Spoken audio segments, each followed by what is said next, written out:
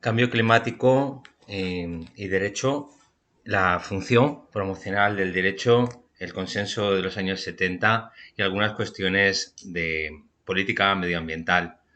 La idea de este vídeo es acompañar la asignatura de retos del Estado y de las administraciones públicas de algunos conceptos que deberíamos añadir a las exposiciones vistas en clase y algunas referencias también culturales que nos pueden ayudar a comprender mejor en qué consiste exactamente el reto de la gestión medioambiental en el Estado contemporáneo. Las claves que hemos visto a lo largo de esta última sesión ha sido que se ha producido un cambio en la relación que el hombre mantenía con la naturaleza, a partir de la cual es posible decir que la naturaleza ha pasado a ser un objeto de protección o de cuidado del hombre, mientras que a lo largo de la historia había sucedido lo contrario, que el hombre se protegía de la naturaleza, del frío, del rayo, ¿no? De la lluvia, de los otros animales. Aquí la primera clave era la distinción entre los paradigmas que llamábamos antropocéntricos y los ecocéntricos. Por antropocéntrico nos referíamos a toda aquella legislación en cuyo contenido, en cuyo preámbulo era posible distinguir que era el ser humano el que ocupaba el puesto central y funcionaba como una suerte de justificación del porqué de una normativa. Cuando Norberto Bobbio, en su teoría general del derecho, habla de los derechos medioambientales como derechos a que los seres humanos puedan no verse perjudicados por el deterioro, por ejemplo, de la calidad del aire. Cuando hablamos de el derecho que tenemos los seres humanos a un medio ambiente que no perjudique nuestra salud, cuando situamos al hombre en el centro de la justificación de una normativa, aunque ésta tenga por objeto la protección de la naturaleza o el medio ambiente, pues hablamos de antropocentrismo ecológico en un sentido normativo. Así a grueso, de forma muy gruesa, dicho esto, ¿no?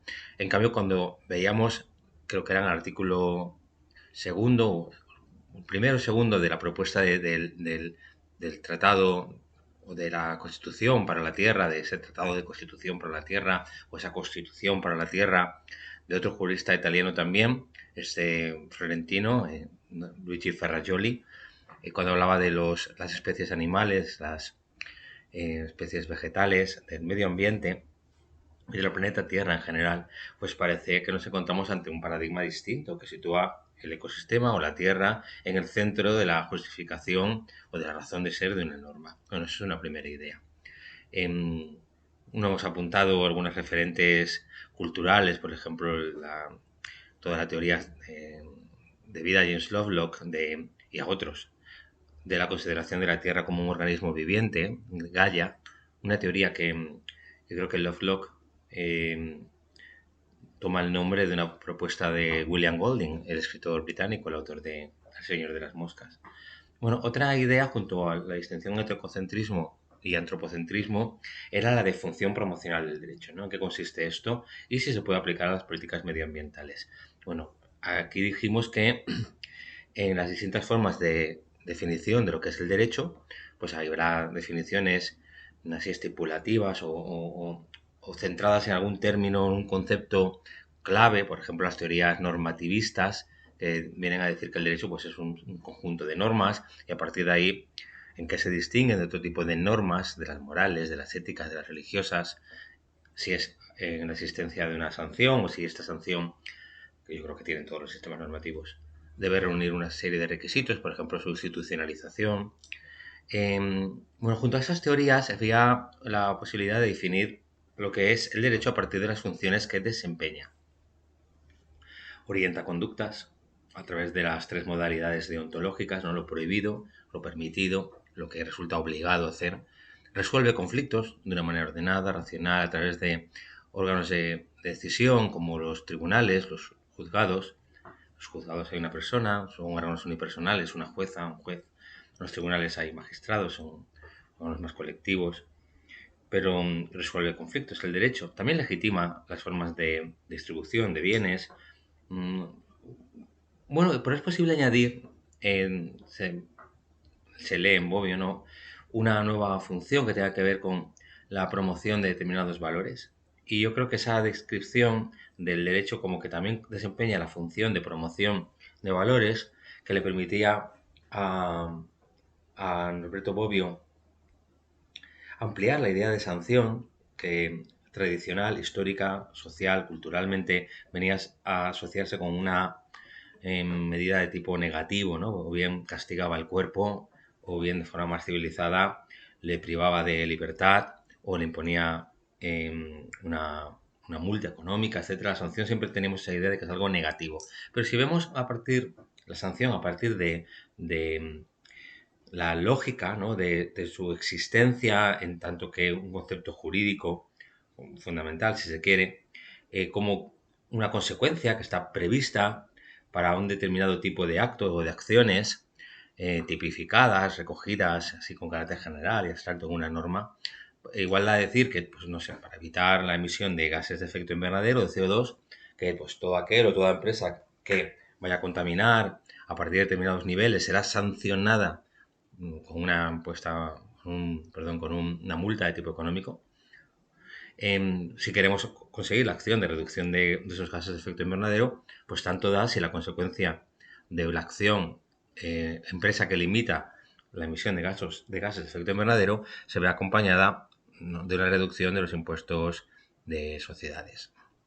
O si en el ámbito ya más privado de los ciudadanos, si por reciclar o por pasarse del automóvil a un vehículo que no contamina o a un vehículo eléctrico se recibe tal o cual ayuda o subvención, pues también son sanciones que podemos llamar positivas, que existen en muchos otros ámbitos. Una beca, una, una ayuda a una empresa pues, por contratar personas con disfuncionalidad física o psíquica, etcétera.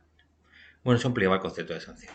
Vale, tenemos entonces la cuestión del ecocentrismo y el antropocentrismo de un lado, la idea de la función promocional del derecho y la idea de sanción positiva. Y hemos visto también las llamadas, el consenso, ¿no?, de los años 70. Yo aquí citaba una película que para muchos nos marcó en una época, Naves Silenciosas, que en inglés era Silent Running, un film de Douglas Trumbull de 1971, una exponente de una visión ecocéntrica, ¿no?, en la misión destinada a proteger la vegetación ante la destrucción de la tierra y que llevaba aparejada, pues, en su lógica, pasar por encima incluso de seres humanos. Hemos mencionado una gran película de 2008, era Wall-E, ¿no? Wall-E, de Andrew Stanton.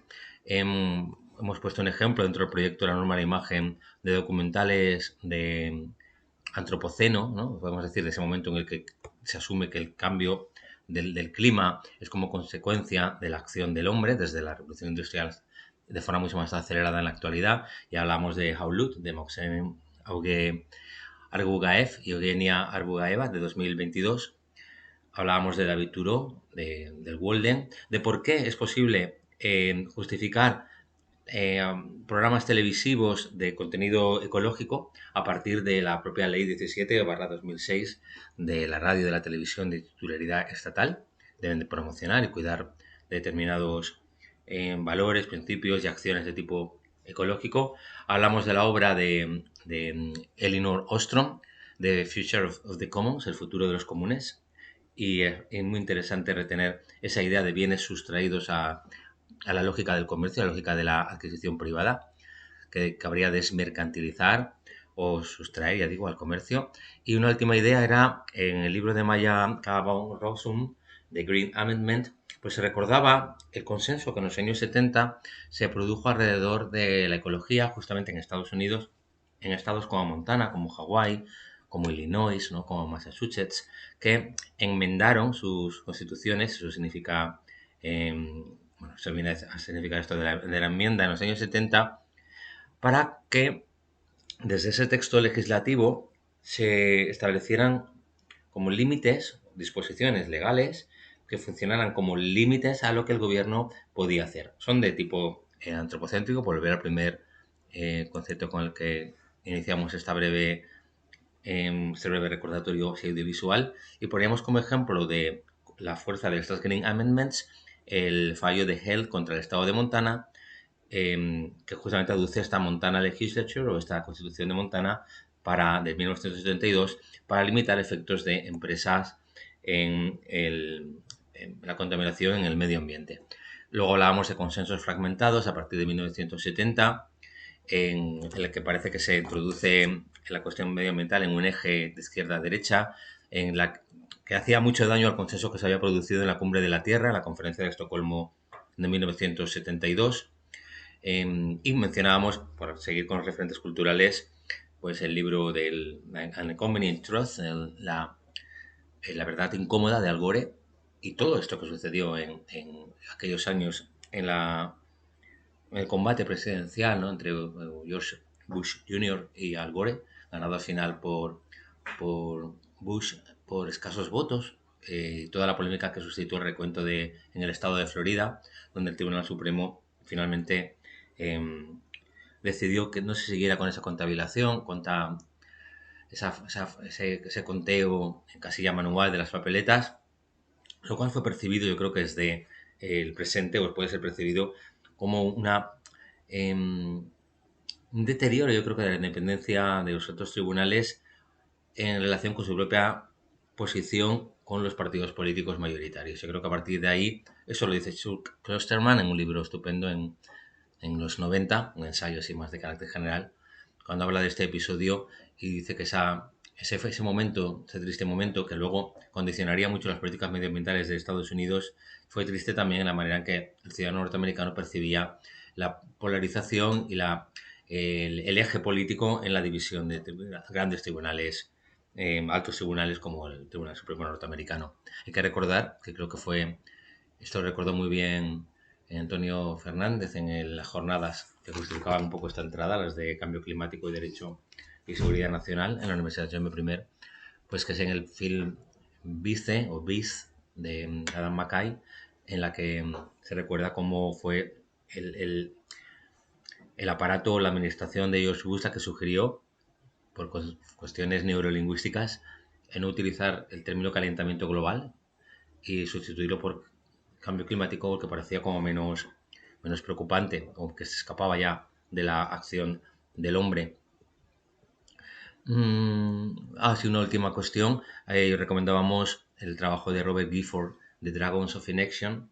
Esa especie de dragones de inacción, porque hacemos menos de lo que deberíamos a partir de barreras psicológicas como la cognición limitada del ciudadano, esa cosa así un poco cuñada, ¿no?, de negar el cambio climático a partir de la percepción individual, subjetiva de lo que ha llovido en un pueblo o el frío que hace determinada mañana, ¿no?, al estilo de Donald Trump, aquella frase ignominiosa, ¿no?, desagradable desde un punto de vista intelectual de aquí vendría bien un poco de cambio climático, cuando actuó o participó un día de mucho frío. Bueno, la idea de que no es posible hablar de estos temas desde la percepción siempre limitada de un único sujeto o de una única zona, la influencia de las ideologías, y también la capacidad bastante limitada de actuación para frenarlo hace que podamos estar ante un gran meteorito, por coger la película de Don't Look Up, ante que no estamos haciendo nada. Y tampoco favorecía esto la cuestión del negacionismo. Bueno, 4 o 5 ideas, así muy básicas, para terminar de comprender, o mejor, de situar la cuestión del cambio climático y lo que supone para un reto de la ciudadanía del siglo XXI, del Estado y de la administración pública.